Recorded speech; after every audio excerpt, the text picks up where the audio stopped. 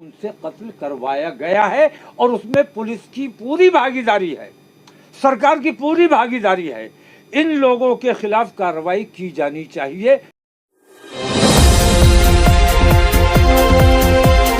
उनसे कत्ल करवाया गया है और उसमें पुलिस की पूरी भागीदारी है, सरकार की पूरी भागीदारी है। इन लोगों के खिलाफ कार्रवाई की जानी चाहिए। और उत्तर प्रदेश में जितने भी इनकाउंटर हुए हैं वो तमाम के तमाम बेईमानी की बुनियाद पर हुए हैं। विकास दुबे से लेकर आज तक के इनकाउंटर, अभी पिछले दिनों राणा का इनकाउंटर हुआ, हम ऐसे तमाम फेक इनकाउंटर्स की मुखालफत करते हैं और हम ये कहते हैं हमारे लिए चिंता का विषय ये है और तमाम प्रदेशवासियों के लिए चिंता का विषय होना चाहिए कि आज जुडिशरी का कोई रोल नहीं रहा। जुडिशरी को खत्म कर दिया जाना चाहिए। अगर पुलिस स्टेट बना दिया गया है हमारे उत्तर प्रदेश को, गन और बुलडोजर के नाम के जरिए अगर फैसला किया जाना है तो अदालतों की कहीं कोई ज़रूरत नहीं है। अदालतें बंद की जाएं और अगर अदालतें जिंदा रखनी है तो अब इन तमाम जो इन जराइम में शामिल है उनके खिलाफ मुकदमा कायम किया जाना चाहिए। अतीक और अशरफ के पूरे हत्याकांड में किसको मानते हैं, किसकी संलिप्तता है इसमें? मैं अतीक और अशरफ की बात नहीं कर रहा हूँ। मैं कह रहा हूँ कि विकास दुबे से लेकर आज तक के तमाम इनकाउंटर की जांच होनी चाहिए। उन तमाम के पीछे सरकार की बेईमानी और पुलिस और गुंडों का, जराइम पेशा लोगों का गठजोड़ सामने आएगा। पुलिस का राज खत्म होना चाहिए और कानून का राज कायम होना चाहिए। पुलिस जिस तरह का रवैया अख्तियार किए हुए किसी को बोलने नहीं देना चाहती, 144 लगा दी, जब चाहे कर्फ्यू लगा दें, जबान की तालाबंदी, बोलने पर पाबंदी, ये बर्दाश्त नहीं किया जाएगा। कोई धारा लगा दो, कोई मुकदमा कायम कर दो, कर्फ्यू लगा दो, इंशाअल्लाह हम परसों धरने पर बैठेंगे इन तमाम चीज़ों के खिलाफ कि या तो अदालत को जिंदा रखो या इन तमाम लोगों के खिलाफ जो इन जराइम में शामिल है बराबर के, उनके खिलाफ कार्रवाई करो। सिर्फ बरेली में धरना होगा या पूरे प्रदेश में होगा? मैं जो काम बरेली से शुरू करता हूं वो पूरे देश में फैलता है। बरेली में मैं करूंगा, इस्लामिया इंटर कॉलेज में इंशाल्लाह मैं परसों 12 बजे बैठ जाऊंगा और उसके बाद हमारा दिल्ली में भी धरना होगा, हमारी दूसरी जगहों पे भी। क्या मुद्दे रहेंगे? एक दिवसीय होगा या बहुत से मुद्दे हमारे हैं। जब तक हमारी मांगों पर अमल नहीं किया जाएगा, हमारी बात की सुनवाई नहीं होगी, तब तक हम धरने पर बैठे रहेंगे। और हो सकता है कि गिरफ्तार कर लिया जाए, गिरफ्तारी की परवाह नहीं है। हम ये चाहते हैं, हमें कोई परवाह नहीं है कि कुछ रोज़े बाकी है, अगर वो रोज़े हमें जेल में गुजारने पड़ते हैं या ईद हमें जेल में मनानी पड़ती है, तो ऐसी सरकार में, ऐसी बेईमान सरकार की मौजूदगी में, ऐसी बेईमान पुलिस और प्रशासन की मौजूदगी में हम आज़ाद रहने से बेहतर समझते हैं कि हमें जेल में डाल दिया जाए। अंग्रेज़ों से ज़्यादा जुल्म इस वक्त हिंदुस्तानियों पर किया जा रहा है और पुलिस और हुकूमत इसमें हिंदू मुसलमान नहीं देख रही है। मैं ये देखता हूँ तमाम लोगों के साथ जो अन्याय हो रहा है, रेप हो रहे हैं, मर्डर हो रहे हैं खुलेआम, मतलब कानून का राज खत्म हो गया है। हम ये चाहते हैं कि कानून का राज स्थापित होना चाहिए, अदालतों की अहमियत बरकरार रहनी चाहिए और ये पुलिसिया राज जो है, पुलिस स्टेट जो बना दिया गया है हमारे प्रदेश को, ये खत्म किया जाना चाहिए। आप धरने की बात कर रहे हैं, प्रदेश में धारा 144 लगी, 4 से अधिक लोग, आप धरने की बात कर रहे हैं? नहीं, 144 लगी है और बात है। कर्फ्यू लगा होता तब भी हम अपनी बात कहने के लिए, धरना देने के लिए पाबंद थे और धरना देते। कर्फ्यू लगा दें तब भी इंशाल्लाह धरना परसों इंशाल्लाह 12 बजे दिया जाएगा। ये बताइए, और ज्ञापन किसी को नहीं दिया जाएगा, क्योंकि ऊपर से नीचे तक एक भी ईमानदार आदमी बताओ जिसे हम ज्ञापन दे सकते हैं। मैं सतपाल मलिक जी की हिमायत करता हूं, पूर्व गवर्नर जम्मू कश्मीर, उनकी हिमायत करता हूं और उनके सवालात के जवाब, मेरे सवालात के जवाब मत दो। सतपाल मलिक के सवाल के जवाब दे दो, मैं उससे संतुष्ट हो जाऊंगा। लेकिन ये बताइए, अशरफ और अतीक की अगर बात की जाए तो उन पे सैकड़ों मुकदमे दर्ज थे, उन्होंने भी कोई अच्छे काम नहीं किए ऐसे से मैं अतीक की बात ही नहीं कर रहा हूँ, मैं अतीक की बात नहीं कर रहा हूँ, मैं तो विकास दुबे से लेकर आज तक की बात कर रहा हूँ। जितने इनकाउंटर हुए हैं वो सारे फेक हैं, वो सब झूठ पर आधारित हैं। और अगर आप अतीक की बात करते हो कि उस पर इतने मुकदमे थे, तो और कितनों पर कितने मुकदमे हैं, उन तमाम के साथ क्या ये कार्रवाई की जानी चाहिए? क्या ये कार्रवाई जायज है? जो करवाया गया वो ठीक है? आपने मुख्यमंत्री जी को मुख्यमंत्री को निशाना बनाया। मुख्यमंत्री जी के बारे में बता दीजिए एक बार, मुख्यमंत्री जी के बारे में मैं बता रहा हूँ, पुलिस कस्टडी में पुलिस खुद मारना चाहती थी, मौका नहीं मिल सका उसे मारने का, इसलिए उसने कुछ गुंडों को हायर किया जो जो क्रिमिनल पहले से हैं और पुलिस के राब्ते में थे। पुलिस ने उन लोगों को लालच दिया और उसे ये बताया गया कि भारतीय जनता पार्टी की सरकार है, तुम्हारा कुछ नहीं होगा, तुम इनका खुलेआम कत्ल करो, तुम हीरो बना दिए जाओगे और कल तुम एमपी बनोगे, मिनिस्टर बनोगे भारतीय जनता पार्टी की सरकार में। तो ऐसे लालच दे दे के ये काम कराए जा रहे हैं।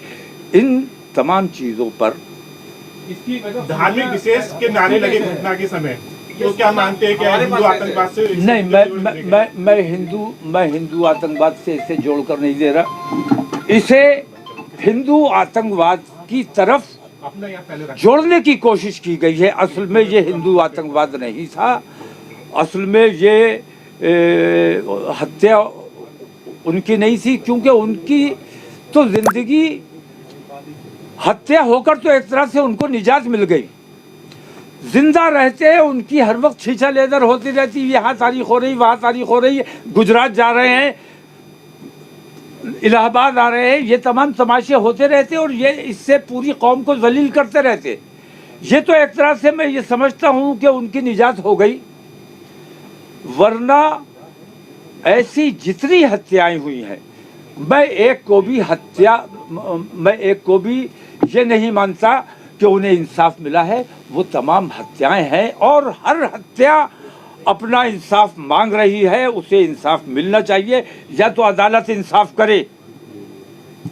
योगी आदित्यनाथ वाला क्लियर कर दीजिए, वो जो आपने बात बोली थी ना, साफ बोल दीजिए। सबसे पहले 120 की बात मैं बता रहा हूँ कि इसमें जांच का विषय है, इसमें जिन जिन लोगों की संलिप्तता है उन तमाम पर कार्रवाई की जानी चाहिए। 120 भी सिर्फ 3 हत्यारों की बात नहीं है, इसके पीछे पुलिस के कितने और कौन कौन से अधिकारी शामिल हैं, कितने बड़े बड़े अधिकारी शामिल हैं, इसके पीछे सरकार के कौन कौन से लोग शामिल हैं, इसके पीछे मुख्यमंत्री का कोई हाथ है कि नहीं है, ये मैं कह रहा हूँ। ऐसे तमाम लोगों को 120 बी के तहत गिरफ्तार किया जाना चाहिए। अभी आपने कहा था जिन्होंने मिट्टी में मिलाने की बात कही थी, नहीं, हम तो मिट्टी में मिलने वाले लोग हैं, हमें मिट्टी में ही मिलना है और मिट्टी में मिलने से किसने बचना है।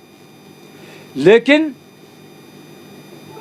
धर्म विशेष की बुनियाद पर अगर किसी को निशाना बनाकर इस किस्म की साजिश रची जाती है तो ये बहुत दुर्भाग्यपूर्ण है।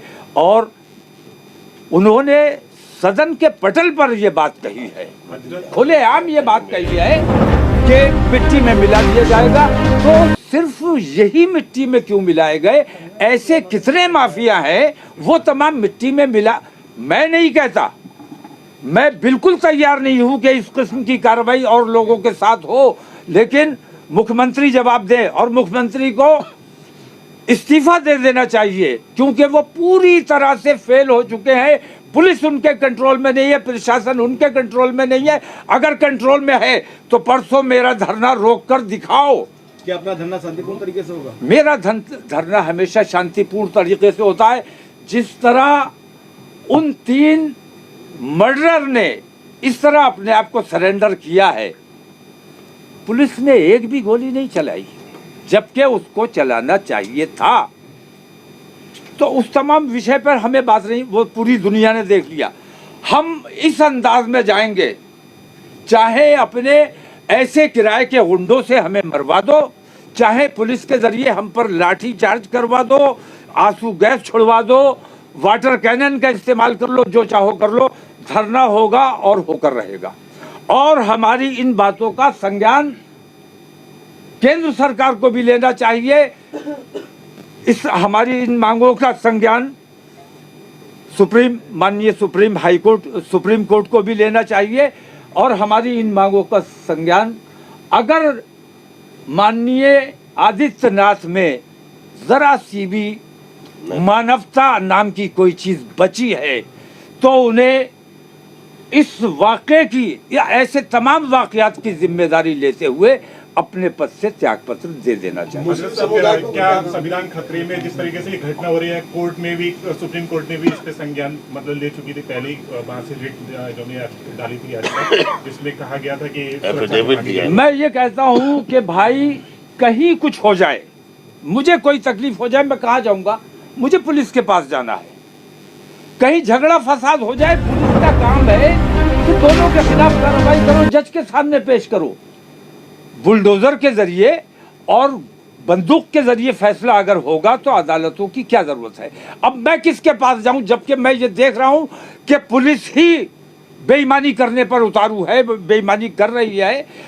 तो अब सही वक्त है ये कि हिंदुस्तान के लोकतंत्र में यकीन रखने वाले लोग, हिंदुस्तान के आईन में यकीन रखने वाले लोग, उन तमाम लोगों को मुत्तहिद होकर, जैसे अंग्रेजों के खिलाफ असहयोग आंदोलन चलाया गया था, ऐसे ही इस हुकूमत के खिलाफ, पुलिस के खिलाफ, प्रशासन के खिलाफ असहयोग आंदोलन शुरू किया जाना चाहिए। क्या क्या मांगे होंगी आपकी धरने को लेकर? मैं मांगे उसी वक्त बताऊंगा। और हमारी मांग पुलवामा भी होगी, क्योंकि आम हिंदू की जानकारी में ये बात आना चाहिए कि वो किन बहकावों में आकर अपने देश के साथ गद्दारी कर रहे हैं।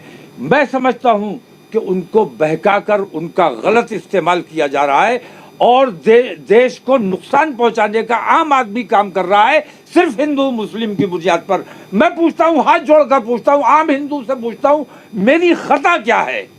मुझे मेरी खता बताओ। क्या मुसलमान होना मेरी खता है? मैं कभी आपके धर्म पर कोई उंगली नहीं उठाता हूं। मुझसे आपको क्या तकलीफ है? मैंने आपको क्या तकलीफ पहुंचाई है? किस वजह से मुझसे इतनी नफरत की जाती है कि मुझसे कारोबार करने को तैयार नहीं, मेरे साथ बैठने को तैयार नहीं, मुझसे दोस्ती करने को तैयार नहीं? मैंने ऐसी क्या खता कर दी है? मैं अपने हिंदू भाइयों से हाथ जोड़कर दरख्वास्त करता हूं कि अपने दिल पर हाथ रखकर सोचो कि मुसलमानों ने तुम्हारे साथ ऐसा कौन सा बुरा काम किया है जिसकी वजह से मुसलमानों से इस कदर नफरत है। मुस्लिम समुदाय के बातचीत चल रही है इस तरह के हालात के बाद, उनके लिए कोई पैगाम देना चाहते हैं अमन और शांति के लिए? अमन और शांति के साथ ही हमारा हर प्रोग्राम होता है और अमन शांति के साथ ही ये प्रोग्राम